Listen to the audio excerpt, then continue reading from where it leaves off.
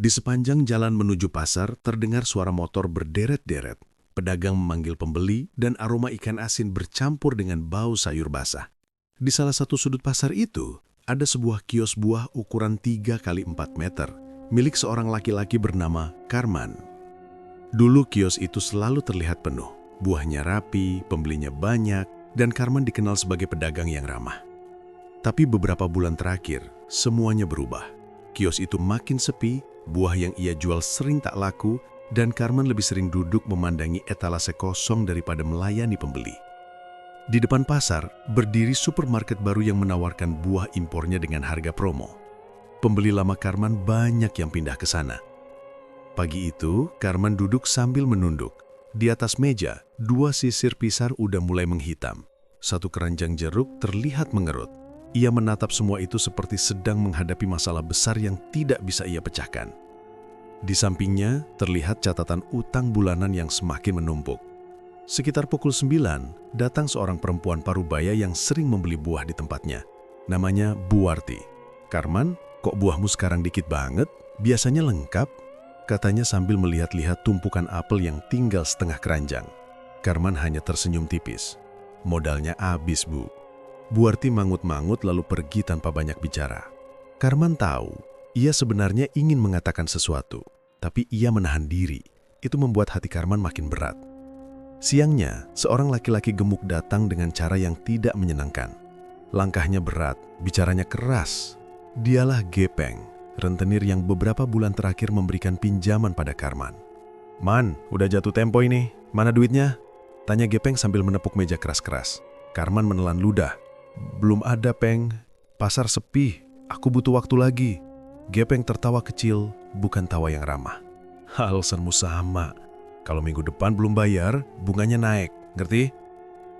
Pembeli lain yang lewat menoleh, memperhatikan. Karman merasa wajahnya panas karena malu. Gepeng pergi sambil menggerutu, meninggalkan ancaman yang membuat Karman memijit pelipisnya keras-keras. Menjelang siang, datang seorang pelanggan lama bernama Pak Darto, seorang supir truk yang sering mampir beli pisang atau jeruk. Lelaki itu memandang kios Karman yang sepi, lalu bersandar pada meja. "Man, aku bilang ya, kalau begini terus, kamu nggak bakal nutup utangmu." Karman hanya bisa menghela napas panjang. Tahu sendiri di Cilacap ini kalau mau maju cepat, ada tempat yang bisa bantu. Tambah Pak Darto sambil menurunkan suaranya. "Apa maksudnya, Pak?" tanya Karman sambil merapikan keranjang tanpa benar-benar memperhatikan. "Gunung Serandil," jawab Pak Darto singkat. Karman langsung mendongak. "Pak, jangan bercanda." "Siapa yang bercanda? Banyak orang ke sana. Minta rejeki, minta kelancaran dagangan. Ada yang berhasil, ada yang enggak. Tapi yang berhasil, ya jadi kaya mendadak. Kamu kan pernah dengar cerita-cerita gitu?" Karman diam. Ia memang pernah dengar, tapi selalu menganggapnya angin lalu. Pak Darto pat-pat bahunya lalu pergi sambil berkata, "Saran aja, Man. Terserah kamu." Karman mengeleng pelan. Ia tidak mau memasukkan ide itu ke kepalanya. Tapi kalimat Pak Darto tetap berulang-ulang. Kalau mau cepat kaya, ke Gunung Serandil. Ketika matahari mulai mencondong, kios Karman sudah benar-benar sepi.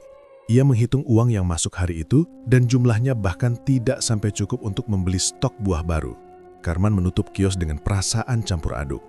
Di rumah, Sulastri sudah menunggunya dengan wajah khawatir. "Ayah pulang telat? Ada apa lagi di pasar?" tanya perempuan itu sambil menyandukkan nasi ke piring. "Biasa, sepi," jawab Karman pendek. Sulastri menatapnya lebih lama. "Kalau ada yang kamu sembunyikan, ngomong aja, jangan dipendam." Tapi Karman hanya menggeleng dan duduk tanpa banyak suara. Ia tidak mau membuat istrinya tambah cemas. Anaknya, Tirta, yang masih kelas 3 SD, datang membawa buku gambar, mencoba menghibur dengan menunjukkan gambar rumah dan kebun pisang. "Ayah, ini gambar ayah jualan buah." Karman tersenyum kecil, tapi sedetik kemudian senyum itu hilang. Ia merasa gagal. Ia merasa tidak bisa memberi kehidupan yang layak untuk keluarganya. Malamnya, setelah Tirta tidur, Karman duduk di ruang tamu sambil menatap catatan utang yang makin menumpuk. Sulastri menghampiri dan duduk di sampingnya. "Ayah jangan stres gini terus, kita masih bisa usaha yang lain." "Usaha apa? Modal aja nggak ada," jawab Karman lirih. Sulastri menghela napas dan masuk kamar tanpa berkata lagi. Ia tahu Karman sedang berada pada titik terendah. dan ia tidak mau memperparah keadaan. Sementara itu, Karman masih terjaga sampai larut malam. Pikiran tentang ucapan Pak Darto tidak bisa ia buang begitu saja. Ketika akhirnya ia merebahkan badan dan memejamkan mata, rasa gelisah itu terbawa ke dalam tidurnya. Di mimpi itu, ia berada di sebuah hutan yang ia kenali sebagai lereng Gunung Serandil. Udara di sana pekat dan dingin. Suara serangga terdengar seperti bisikan yang bergema.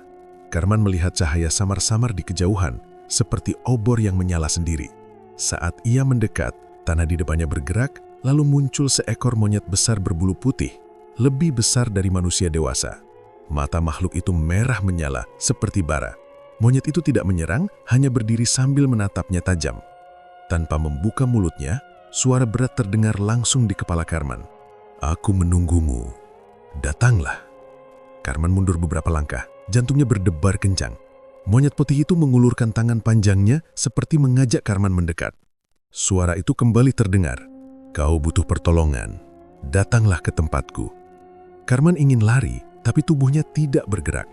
Monyet itu membuka mulutnya lebar-lebar dan dari dalamnya keluar bau menyengat. Tiba-tiba tanah di sekitar Karman runtuh seperti ditelan bumi dan ia jatuh ke dalam kegelapan. "Datanglah!" Suara itu menggema keras hingga telinganya terasa sakit. Karman terbangun dengan napas tersengal-sengal, keringat membasahi seluruh tubuhnya. Ia menatap jam di dinding, pukul 3 dini hari. Ia mencoba menenangkan diri, tapi bayangan monyet putih itu tidak hilang. Di luar, angin malam berhembus kencang. Pepohonan di halaman rumah bergoyang dan terdengar seperti ada sesuatu yang melompat di atas genteng. Karman memeluk dirinya sendiri, masih teringat tatapan mata merah itu.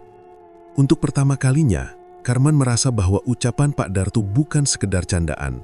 Dan tanpa ia sadari, bibirnya bergetar sambil berbisik pelan. "Gunung Serandil. Apa itu panggilanku?" Malam itu, Karman tidak tidur lagi, dan sejak saat itu, hidupnya bergerak ke arah yang tidak pernah ia bayangkan sebelumnya. Sejak mimpi itu, pikiran Karman tidak pernah benar-benar tenang. Setiap kali ia melihat kios buahnya yang makin kosong, atau ketika mendengar Sulastri bertanya soal uang belanja, suara dalam mimpinya seperti muncul lagi. Ia tidak langsung percaya hal-hal mistis, tapi keadaan hidupnya kini membuat segala hal yang dulu ia remehkan jadi terlihat realistis. Pada suatu pagi, setelah menutup kios lebih cepat dari biasanya, karena tidak ada pembeli, Karman memutuskan pergi ke Gunung Serandil. Ia tidak bilang apa-apa pada Sulastri. Ia hanya berkata akan pergi mencari pemasok buah baru. Perempuan itu tidak curiga, hanya mengangguk kecil dan menyuruhnya hati-hati. Perjalanan dari rumah menuju Serandil memakan waktu lebih dari 1 jam. Jalan menuju gunung itu menanjak dan semakin ke atas, suasananya makin sepi. Banyak bangunan kecil seperti petilasan di kiri kanan jalan. Sebagian baru direnovasi, sebagian terlihat tua dan berlumut. Karman melihat beberapa orang datang membawa sesajen. Sebagian lagi hanya duduk sambil menunggu giliran masuk ke area tertentu. Ia berhenti di area parkir dan turun dari motornya. Udara di sana terasa lembab, ada bau dupa tipis yang terbawa angin. Meski masih siang, tempat itu terasa agak gelap karena pepohonan besar menaungi hampir seluruh area. Saat berjalan mendekati tangga batu, seorang lelaki tua tiba-tiba muncul dari arah samping. Rambutnya putih, tubuhnya kurus, tapi matanya terlihat tajam. Lelaki itu mengenakan kain lusuh dan membawa tongkat kayu yang sudah tampak sangat tua. "Kuen golek opo le?" tanya lelaki itu sambil memperhatikan Karman dari ujung kepala sampai kaki. Karman tersentak. Saya cuma mau berdoa," jawabnya gugup. Lelaki itu menyipitkan mata. "Ora usah ngapusi, cah koyo-koyo iki biasane sing golek dalan cepet." Karman diam, jantungnya berdetak lebih cepat. "Aku Mbah Joyo," kata lelaki itu akhirnya. "Sing nuntun wong-wong sing kepengin lancar rejeki." Karman menelan ludah. "Jadi ini orang yang sering disebut-sebut dalam cerita?" "Kowe dari Cilacap toh?" tanya Mbah Joyo, seolah sudah tahu segalanya. Iya Mbah." "Yois, ayo melu aku." Tanpa menunggu jawaban, Mbah Joyo berbalik dan berjalan ke arah jalur kecil di antara pepohonan. Karman mengikuti dari belakang. Suasana sekitar makin sunyi.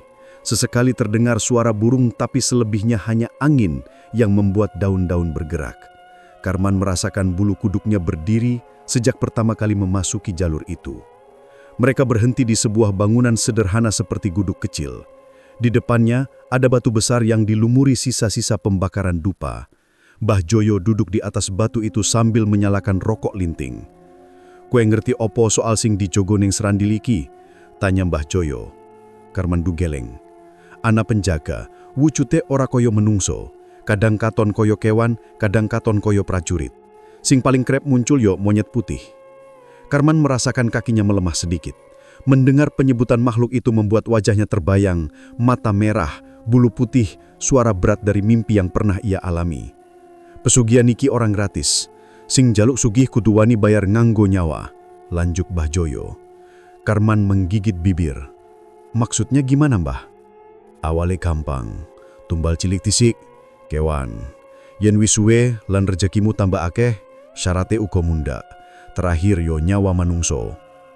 Kali ini Karman benar-benar ingin pulang. Tapi bayangan utang, kios yang sepi dan wajah Tirta yang bahagia saat menggambar buah-buahan membuat langkahnya seolah terkunci. Ia berdiri diam tanpa bisa memutuskan. "Koe panjen bener-bener butuh bantuan toh?" tanya Mbah Joyo pelan. Karman menunduk. "Saya sudah mentok, Mbah." "Nek ngono, siapno dirimu. Bengi iki, Jumat Kliwon, kowe ketemu penjaga." Karman terdiam lama, namun akhirnya ia mengangguk kecil, entah karena putus asa atau sudah tidak punya pilihan lain. Malam Jumat Kliwon tiba lebih cepat dari yang ia bayangkan. Karman kembali ke Gunung Serandil setelah berpamitan pada Sulastri bahwa ia harus ke pasar untuk mengambil barang dagangan. Hatinya gelisah sepanjang jalan, tapi ia tetap memacu motor melewati gelapnya jalanan menuju Serandil. Di puncak jalur kecil tempat ia bertemu Mbah Joyo sebelumnya, suasananya berbeda. Angin lebih dingin dan bulan tertutup awan gelap. Di bawah gubuk tua itu, Mbah Joyo sudah menunggu sambil memegang dupa dan sebuah mangkuk tanah liat berisi air. "Kowe wis siap?" tanya Mbah Joyo tanpa melihatnya. Karman mengangguk. "Yo wis, lungguh noning kene, ojo gerak, ojo ngomong sembarangan." Karman duduk bersila. Mbah Joyo mulai membakar dupa sambil komat kamit membaca mantra. Asap tipis memenuhi udara dan bergerak perlahan seolah ditarik oleh sesuatu. Beberapa menit kemudian, Mbah Joyo memadamkan api di mangkuk tanah liat itu dan menancapkan beberapa batang dupa di tanah. Tiba-tiba angin berhenti. Tidak ada suara. Udara terasa berat, seperti menekan dada. Dari sisi hutan muncul suara langkah pelan. Daun-daun bergerak, ranting patah, dan tanah bergetar sedikit. Karman memaksakan matanya tetap melihat meskipun rasa takut membuat seluruh tubuhnya kaku. Sosok itu akhirnya keluar dari balik pepohonan. Seekor monyet besar berbulu putih. Tingginya hampir sama dengan manusia dewasa. Matanya merah, mengkilap seperti bara dalam tungku. Setiap langkah yang diambilnya meninggalkan bekas dalam di tanah. Kepulan asap putih mengikuti di belakangnya.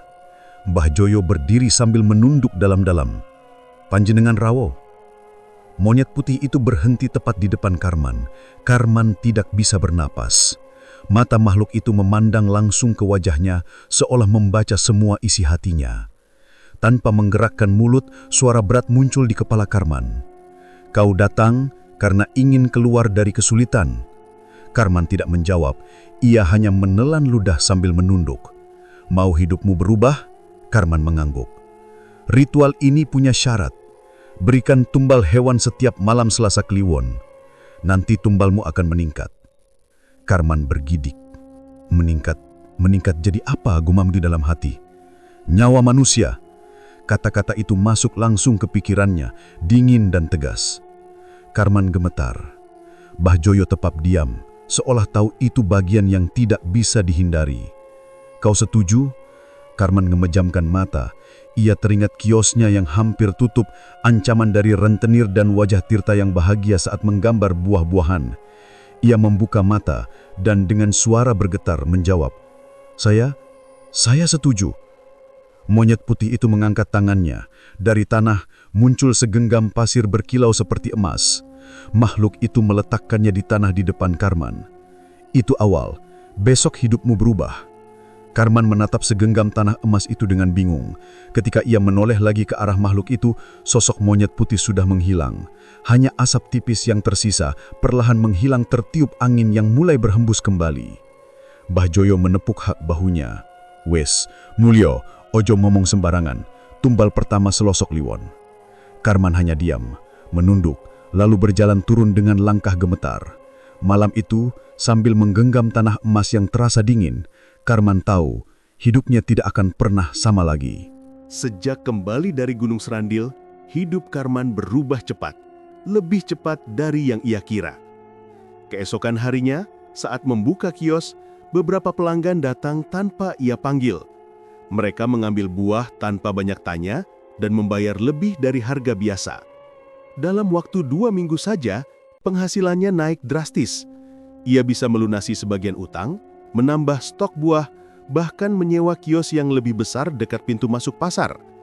Para pedagang lain sampai heran melihat perkembangan itu. Ada yang bertanya, ada yang hanya saling bisik-bisik melihat dagangan Karman terus laku. Tapi Karman pura-pura tidak peduli. Ia hanya mengatakan bahwa ia dapat pemasok buah lebih bagus dan murah. Padahal ia sendiri tidak mengerti dari mana datangnya pembeli sebanyak itu. Ia tidak memasang iklan, tidak mengganti papan nama, tapi orang-orang terus berdatangan. Dalam hati ia tahu penyebabnya. Makhluk itu menepati janjinya. Dalam 1 bulan, Karman membeli mobil pick-up bekas untuk mengangkut buah. Sulastri bingung setengah mati. "Ayah, ini uang dari mana? Ayah pinjam lagi ke siapa?" tanyanya suatu malam. "Ini hasil jualan, aku dapat pemasok baru," jawab Karman cepat, berharap istrinya tidak banyak bertanya. Sulastri tidak sepenuhnya percaya, namun karena melihat utang mulai berkurang dan Tirta mulai bisa jajan lebih leluasa, ia menahan diri untuk tidak mendesak lebih jauh. Meski begitu, ia mulai sering memperhatikan tingkah Karman yang tampak gelisah dan sering keluar rumah diam-diam setiap Selasa Kliwon. Tumbal pertama masih mudah bagi Karman. Mbah Joyo menyuruhnya menyembelih ayam hitam, lalu menaruh darahnya di bawah pohon dekat sungai kecil tak jauh dari Serandil. Karman melakukannya tanpa banyak bicara. Ia pikir itu hanyalah formalitas. Namun pada Selasa Kliwon berikutnya, Mbah Joyo sudah membawa seekor kambing hitam. "Saiki giliran iki, ojo kaget, rezekimu wis mundak, tumbale yo kudu luwih gede," kata lelaki tua itu. Karman ragu. "Kenapa harus naik terus, Mbah? Bukannya kemarin sudah cukup?" Mbah Joyo hanya menatap tajam. "Iki aturange. Nek kowe batal, sing jogo bakal ngamuk." Karman merasa ada tekanan kuat di dadanya saat mendengar ancaman itu. Ia tetap mematuhi, meskipun tangannya bergetar saat menyembelih kambing itu. Sejak malam itu, ia mulai sulit tidur. Karman mulai menyadari efek lain dari pesugihan itu. Kadang saat ia sedang menimbang jeruk di kios, buah itu tiba-tiba membusuk seperti disiram air panas, hanya untuk kemudian kembali segar dalam hitungan detik. Ia pernah melihat satu sisir pisang berubah warna menjadi hitam kecoklatan, lalu kembali kuning cerah, seolah tidak terjadi apa-apa. Ia berusaha menenangkan diri dengan mengatakan bahwa ia hanya lelah. Namun kejadian-kejadian itu semakin sering terjadi. Lebih parah lagi, teror mulai muncul di rumah. Suatu malam, sekitar pukul 11 malam, Tirta datang ke kamar orang tuanya sambil menangis. "Bu, ada yang lihat aku dari jendela," katanya sambil memeluk Sulastri.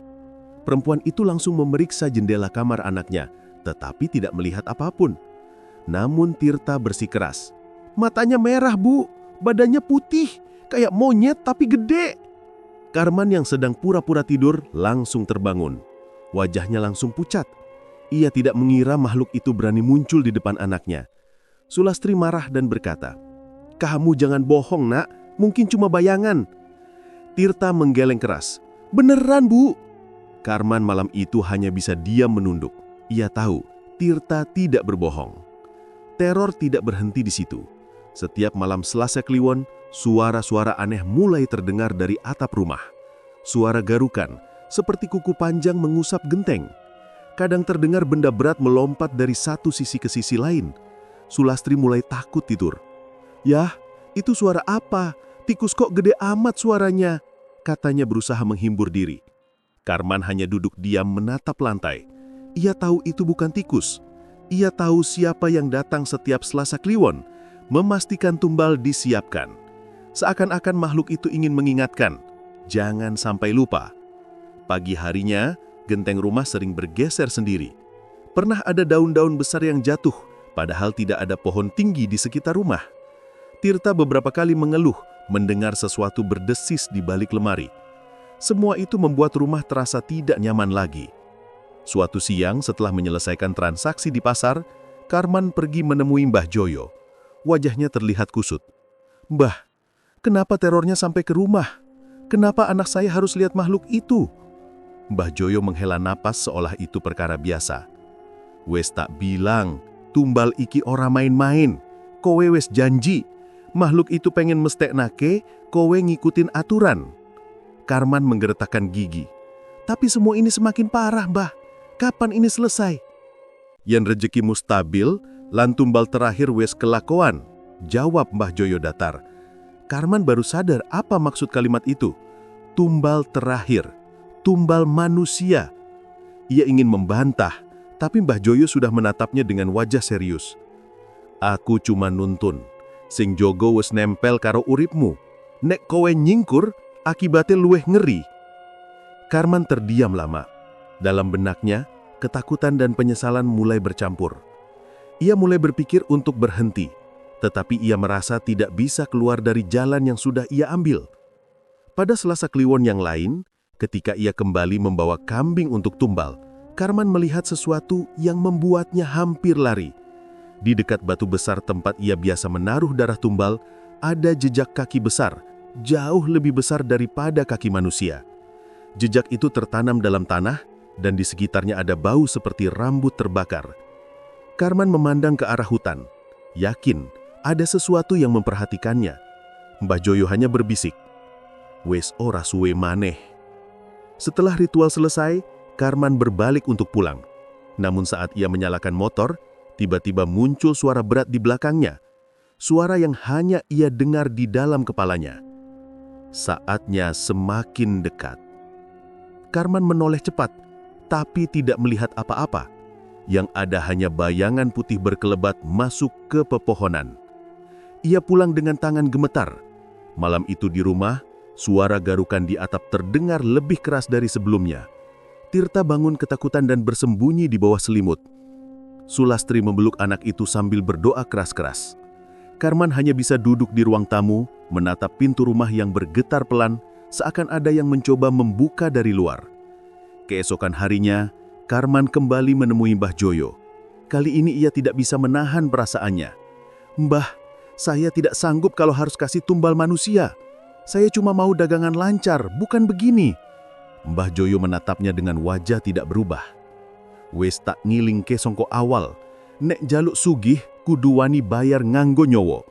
Saiki rejekemu wes gede, kowe ora iso mundur." Karman menggeleng kencang. "Saya nggak mau. Saya tidak mau jadi pembunuh." Namun sebelum ia sempat lanjut berbicara, udara di sekitar mereka mendadak berubah dingin. Dupa yang belum dinyalakan tiba-tiba bergerak seperti ditiup angin, padahal tidak ada angin di sana. Suara berat kembali muncul di kepala Karman. "Kau sudah berjanji, kau tidak bisa lari." Karman menuruk beberapa langkah, wajahnya pucat. Ia merasa ada sesuatu yang berdiri tepat di belakangnya, meskipun ia tidak berani menoleh. Bau rambut basah dan tanah basah memenuhi udara. "Kau harus menyiapkan tumbal berikutnya." Karman menutup telinganya meskipun suara itu berasal dari dalam kepalanya. "Tidak, saya tidak mau." Namun suara itu semakin kuat. "Tumbal manusia, sudah waktunya." Karman jatuh terduduk. Mbah Joyo hanya memperhatikan tanpa berusaha menolong. Lelaki tua itu tahu bahwa sejak Karman menerima segenggam tanah emas itu, garis hidupnya sudah berubah dan tidak bisa dibalikkan. Malam itu, Karman pulang dengan langkah gontai. Ia sadar bahwa teror yang mengikuti bukan lagi sekedar peringatan. Makhluk itu kini benar-benar menagih nyawa. Sejak peringatan terakhir dari Mbah Joyo, pikiran Karman tidak pernah tenang. Setiap malam, ia hanya bisa duduk di ruang tamu sambil menatap pintu depan yang seakan bisa terbuka kapan saja. Sulastri memperhatikan perubahan suaminya, tapi ia tidak tahu apa yang sebenarnya terjadi. Karman tidak sanggup lagi menutupi semuanya, tapi ia juga takut jika istrinya tahu kebenaran, Sulastri akan pergi atau malah jadi sasaran. Pagi itu, Karman memberanikan diri mengajak Sulastri bicara. "Las, aku mau pergi sebentar ke Kroya. Ada yang harus aku tanyain ke seseorang," katanya sambil menghindari tatapan istrinya. Sulastri sebenarnya ingin ikut, tapi Karman melarang. Ia tidak ingin membawa Sulastri ke tempat yang berbahaya. Dalam hati, ia sudah berencana meminta perlindungan kepada seorang kiai yang dikenal bisa menangani gangguan makhluk halus. Karman berangkat dengan motor tuanya. Perjalanan ke Kroya terasa sangat panjang, meski sebenarnya hanya 1 jam. Sesampainya di rumah kiai itu, ia langsung mengetuk pintu. Seorang santri membukakan pintu dan mempersilahkan Karman masuk. Di ruang tengah, kiai yang sudah sepuh duduk tenang sambil memegang tasbih. Wajahnya teduh, tapi matanya tajam seperti bisa melihat isi hati siapapun. "Ada apa, Nak Karman? Wajahmu kusut sekali," tanya kiai itu dengan suara lembut. Karman langsung sujud sambil menangis. "Kiai, saya sudah salah besar. Saya minta tolong, saya terlibat pesugihan. Saya nggak kuat lagi." Kiai itu diam, hanya mengamati. Setelah beberapa saat, ia berkata, "Pesugihan apa?" "Di Gunung Serandil, Kiai, pesugihan monyet putih," jawab Karman lirih. Ekspresi kiai berubah. Ia menghela napas panjang. "Kamu mainan hal begitu jelas berbahaya sekali. Tapi kalau kamu sungguh mau lepas, saya bantu. Walau resikonya besar." Karman mengangguk. Rasanya ia siap melakukan apa saja asalkan keluarganya bisa selamat. Kiai itu segera memulai doa dan membacakan ayat-ayat yang membuat bulu kuduk Karman berdiri. Udara di dalam rumah tiba-tiba berubah berat. Lampu ruang tamu berkedip-kedip, seolah ada sesuatu yang tidak suka dengan ritual itu. Santri-santri mulai gelisah, tapi kiai tetap tenang. Ia terus membaca doa dengan suara yang lebih keras. Tiba-tiba, terdengar dentuman keras di atap. Semua orang memandang ke atas. Dentuman itu berulang, makin keras, seperti ada sesuatu yang melompat-lompat di atap rumah. Seekor ayam di luar berkokok keras, padahal matahari sudah tinggi. Suara angin berputar-putar seperti badai kecil. Pintu belakang bergetar hebat. Kemudian, kaca jendela pecah, bayangan besar melesat cepat, membuat santri-santri berteriak kaget.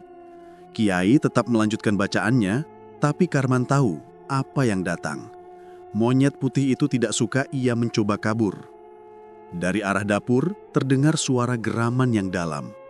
Sesuatu bergerak cepat menuju ruang depan. Karman mundur sampai punggungnya menempel ke dinding. Santri-santri mengambil kayu dan sapu, tapi tangan mereka gemetar. "Tenang, jangan panik," seru sang kiai. Tapi suara itu tertelan oleh gemuruh yang muncul begitu makhluk itu menabrak lemari kayu hingga hancur berantakan. Karman hanya melihat kilatan bulu putih dan mata merah menyala. Monyet putih itu tampak jauh lebih besar daripada ketika ia pertama kali melihatnya di Gunung Serandil. Kini tingginya hampir 2 meter, berdiri tegak seperti manusia. Makhluk itu mengamuk, menghajar meja, kursi dan semua yang menghalangi. Rumah kiai yang biasanya penuh ketenangan berubah seperti habis diterjang puting beliung. Santri-santri berteriak ketakutan dan mencoba lari keluar. Karman terpaku, tubuhnya kaku. Ia hanya bisa memandang ketakutan. Kiai berusaha melindungi ruangan dengan membaca doa lebih keras, tapi monyet putih itu melompat menghantam dinding hingga retak. Karman akhirnya sadar bahwa ia membawa bahaya besar ke tempat ini. "Kamu harus pergi, Karman. Makhluk itu datang karena kamu," teriak sang kiai. Karman gemetar. Saya nggak mau lari lagi, Kiai.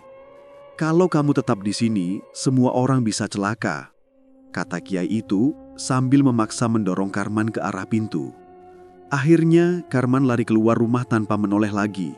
Dari belakang ia mendengar suara lemari rubuh dan teriakan para santri. Ia lari sampai napasnya hampir habis. Hatinya dipenuhi rasa bersalah. Ia baru sadar betapa bodohnya dirinya percaya pesugihan yang jelas berbahaya. Saat ia pulang ke Cilacap, kabar buruk sudah menyebar. Banyak warga mendengar bahwa rumah seorang kiai terkenal di Keroya rusak berat karena gangguan gaib.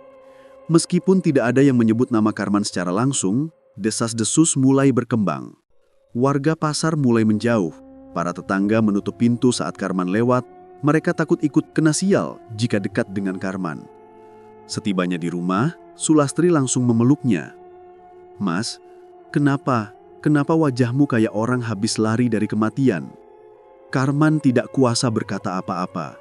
Ia hanya memegang kepala, frustrasi. Ia sudah tidak punya tempat lagi untuk meminta tolong. Monyet putih itu membuktikan bahwa ia bisa datang kapan saja, kemana saja. Bahkan kiai sekalipun tidak bisa menahannya sepenuhnya. Malam itu, ketika suasana rumah sunyi, terdengar suara ketukan di pintu belakang. Karman terkejut. Ia mengambil pisau dapur dan berjalan pelan. Saat pintu dibuka, bukan monyet putih yang ia lihat, melainkan wajah Mbah Joyo yang tampak gelap dan pucat. "Kue ikin dablek tenan man. Kue mikir bisa kabur. Ora iso. Tumbale saiki kudu nyawa manungso. Yen ora, kabeh keluargamu dijupuk." Sulastri berdiri di belakang Karman, bingung sekaligus takut melihat lelaki tua itu. "Aku wis ora gelem lan ora bakal nindakake," jawab Karman keras. Mbah Joyo mendekat, matanya merah seperti tidak tidur berhari-hari. "Yen kue ngeyel, sing dijupuk dhisik malah anakmu." Karman gemetar mendengar itu. Mbah Joyo kemudian pergi tanpa menunggu jawaban. Hawa dingin langsung memenuhi rumah. Padahal malam itu tidak ada angin. Sejak saat itu, Karman mengambil keputusan nekat, melarikan keluarganya sebelum sesuatu yang buruk terjadi. Ia menyuruh Sulastri mengemasi barang-barang penting. Mereka berencana pergi ke desa asal Sulastri di Banyumas. Karman berharap monyet putih tidak akan mengejar sejauh itu. Pagi-pagi mereka berangkat menggunakan mobil pick-up hasil pesugihan. Tirta duduk di kursi belakang sambil memeluk tasnya. Suasana perjalanan sunyi. Jalanan sepi menuju perbatasan Cilacap Banyumas terasa menyeramkan. Hutan di kiri kanan jalan seperti menyimpan sesuatu yang sedang memperhatikan mereka. Saat mereka berhenti di warung kecil untuk membeli air, Tirta turun sebentar. Karman dan Sulastri sibuk mengambil barang di mobil. Ketika mereka menoleh untuk memanggil Tirta kembali, anak itu sudah tidak ada. "Tirta!" teriak Sulastri panik. Mereka mencari ke segala arah, memanggil-manggil nama anak itu. Tapi jawabannya hanya angin. Lantai tanah di dekat warung terlihat bekas jejak kaki besar, bukan jejak manusia. Bekas itu dalam, seperti diinjak sesuatu yang sangat berat. Sulastri menangis histeris. Karman berdiri lemah seperti kehilangan tulang. Ia tahu persis siapa yang mengambil Tirta. Monyet putih itu memberikan pesan yang jelas, peringatan terakhir sebelum penagihan nyawa. Dan kali ini, makhluk itu tidak sekedar menakut-nakuti. Ia benar-benar mulai mengambil apa yang dianggap miliknya. Sejak Tirta menghilang, dunia Karman seperti runtuh. Ia dan Sulastri mencari sepanjang tepi jalan, masuk ke area hutan kecil, bahkan meminta bantuan warga sekitar warung. Namun, tidak ada yang benar-benar bisa menolong. Setiap orang hanya menggeleng dengan wajah ngeri ketika melihat jejak kaki besar di tanah. Jejak itu jadi bukti bahwa anak mereka bukan dibawa manusia. Sulastri menangis tanpa henti. Wajahnya pucat, rambutnya acak-acakan, dan suaranya serak karena berteriak memanggil nama anaknya sejak tadi. Karman mencoba menenangkan istrinya, tapi suaranya sendiri bergetar. Ia merasa bersalah. Semua ini terjadi karena dirinya, karena keputusan bodohnya waktu menerima tawaran pesugihan. Beberapa menit setelah mereka berhenti mencari, Sulastri jatuh pingsan. Warga warung membantu mengangkatnya kembali ke dalam mobil. Karman panik, tapi ia tahu jika ia menelpon polisi atau siapapun, mereka tidak akan percaya cerita soal monyet putih pencari tumbal. Ini urusannya sendiri, dan hanya satu tempat yang terlintas di kepalanya, Gunung Serandil. Dengan tangan gemetar, Ia menyelimuti istrinya dan mengikat sabuk pengaman. "Las, aku bakal bawa balik Tirta. Aku janji," ucapnya lirih, meski ia sendiri tidak yakin bisa pulang lagi.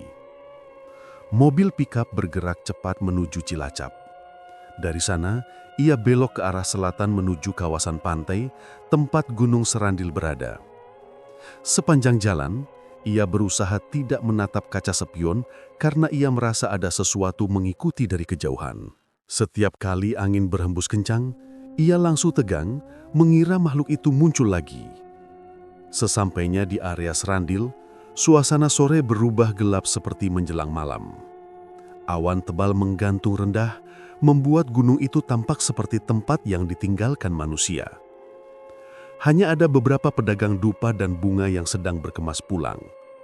Mereka menatap Karman dengan ekspresi heran dan takut, seolah tahu pria itu kembali bukan untuk berdua biasa. Karman meninggalkan mobil di area parkir. Tanpa menunggu siapapun, ia langsung naik ke jalur pendakian kecil di sisi kiri gunung yang dulu membawanya ke tempat ritual. Kakinya gemetar bukan karena lelah, melainkan takut. Tapi ia memaksa diri terus maju. Ia tidak peduli jika ia mati di sana. Yang penting, Tirta selamat. Semakin naik ke atas, semakin jelas ia mendengar suara-suara aneh dari arah puncak. Seperti bunyi logam dipukul, bacaan mantra, dan sesekali suara geraman yang membuat bulu kuduk berdiri. Karman tahu, suara itu bukan suara manusia. Ia mempercepat langkah, kadang harus merangkak karena jalannya licin dan dipenuhi batu-batu kecil. Sekampainya di area altar kecil tempat dulu ritual pertama dilakukan, ia melihat cahaya merah dari obor yang dipasang mengelilingi lingkaran tanah. Di tengah lingkaran itu, Mbah Joyo berdiri sambil menggoyangkan lonceng kuningan. Tubuhnya bergerak seperti orang kesurupan, matanya melotot dan mulutnya komat kamit membaca mantra. Di sebelahnya, Tirta tergeletak dalam keadaan pingsan. Tangan dan kakinya terikat kain merah. Wajah anak itu tampak pucat seperti sedang tidur sangat dalam. "Bah!" teriak Karman sambil berlari mendekat. Mbah Joyo berhenti. Ia menoleh perlahan, menampilkan wajah yang tidak lagi seperti manusia sepenuhnya. Matanya merah seperti habis menangis darah. "Kue bali man, wes wayah nyawane diambil." Karman mendekat beberapa langkah, berhenti ketika Mbah Joyo mengangkat pisau kecil yang berkilau terpat cahaya obor. "Ngopo Tirta sing dipilih? Keni ngopo anakku sing jadin tumbal?" tanya Karman dengan suara pecah. Mbah Joyo tertawa kecil, suaranya serak seperti batu bergesek. "Kue kira aku iki ora ketekan tumbal. Aku iki wis puluhan tahun melayani makhluk iki. Kabeh jenengku wis jadi budake. Saben tahun aku kudu masrahke nyawa supaya tetap urip. Saiki giliranku bebas." Karman ternganga. "Jadi selama ini Mbah juga tumbal, tapi masih hidup?" "Yo urip karena aku terus nyediake nyawa wong liya. Saiki aku arep jerahke Tirta. Iki tumbal sing cocok. Tenahi bocah, suci. Makhluk itu bakal puas. Aku bakal bebas." Karman langsung maju, tapi tanah di bawahnya bergetar. Dari dalam kegelapan di balik pepohonan, muncul kabut putih tebal yang merayap seperti asap.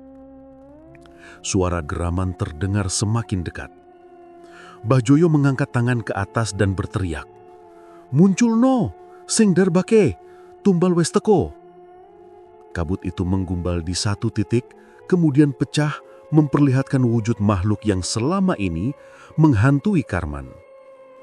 Monyet putih itu berdiri tegak, badannya besar, hampir 2 meter, bulunya putih kusam dan matanya merah menyala seperti bara api. Nafasnya berat, terdengar seperti angin besar keluar dari gua sempit. Karman mundur beberapa langkah karena takut, tapi ia tidak boleh kehilangan keberanian. Di belakang makhluk itu, Tirta masih tak bergerak. Monyet putih membuka mulutnya, mengeluarkan suara lirih yang terdengar seperti ucapan manusia. "Nyawa. Yang dijanjikan. Mbah Joyo menunjuk Tirta dengan penuh semangat. Iki, bocah iki tumbale. Terimalah, lan bebaskan aku. Tapi makhluk itu menggeleng pelan. Gerakannya lambat tapi jelas. Janjimu. Mbah Joyo terdiam. Wajahnya berubah panik. Ora, aku sing nyedia ketumbal, teriaknya dengan putus asa. Namun makhluk itu tidak peduli. Ia mengulurkan tangannya yang panjang ke arah Karman. Karman tahu inilah akhir semua. Jika ia kabur, Tirta akan mati. Jika ia melawan, ia tahu tidak mungkin menang. Pilihannya hanya satu, menyerahkan dirinya. Karman menatap Tirta lama, seolah ingin mengingat wajah anaknya untuk terakhir kalinya. Ia menarik napas panjang, lalu berkata dengan suara keras, Aku sing dari tumbal. Lepas anakku. Mbah Joyo menjerit. Jangan, iki sesuai rencanaku. Monyet putih berhenti bergerak, matanya fokus pada Karman. Kamu rela.